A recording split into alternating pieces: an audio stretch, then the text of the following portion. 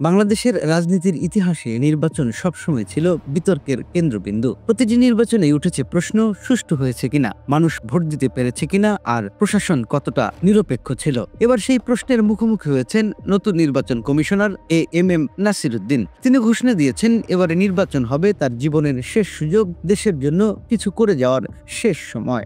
বাংলাদেশে বারবার নির্বাচনে অভিযোগ উঠেছে প্রশাসন ও কর্মকর্তারা এক পক্ষের হয়ে কাজ করেছেন। রাতে ব্যালট ভর্তি করা থেকে শুরু করে ভোটারদের ভয় দেখানো, ভোট কেন্দ্রে প্রভাব বিস্তার, এসবই হয়ে উঠেছিল সংস্কৃতি। ফলে নির্বাচনের প্রতি জনগণের আস্থা কমেছে। সেই অব্যবস্থাপনা থেকে আস্থা ফেরানোই এবার সিইসির সামনে সবচেয়ে বড় চ্যালেঞ্জ।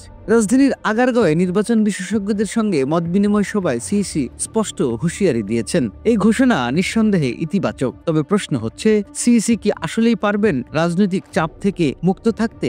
বাংলাদেশের নির্বাচন শুধু কমিশনের হাতে নয়, মাঠ প্রশাসনের হাতে, আইন শৃঙ্খলা বাহিনীর হাতে, এমনকি রাজনৈতিক দলগুলোর আচরণের উপরেও নির্ভর করে। যদি প্রশাসনের ভেতরে পুরনো সংস্কৃতি থেকে যায়, তবে কেবল হুঁশিয়ারি দিয়েই সুষ্ঠু নির্বাচন সম্ভব নয়। সিইসির সামনে তিনটি বড় চ্যালেঞ্জ: ১. মাঠ প্রশাসনকে দলীয় প্রভাব মুক্ত রাখা। ২. নির্বাচনী সহিংসতা রোধ করা। ৩. বিরোধী দলগুলোর আস্থা অর্জন করা। কারণ এক পক্ষ অংশ নিলেও আরেক পক্ষ বর্জন করলে সেই নির্বাচন প্রশ্নবিদ্ধ হয়েই থাকবে। তবে সুযোগ আছে। সিইসি যদি সত্যি নিরপেক্ষভাবে কঠোর অবস্থান নেন, গণমাধ্যম ও নাগরিক সমাজকে সঙ্গে নেন, তবে একটি নতুন দৃষ্টান্ত তৈরি করা সম্ভব। তিনি নিজেই বলেছেন, আমাদের লক্ষ্য আয়নার মতো স্বচ্ছ নির্বাচন। এমন নির্বাচন হলে বাংলাদেশের গণতন্ত্র নতুন আস্থা ফিরে পেতে পারে।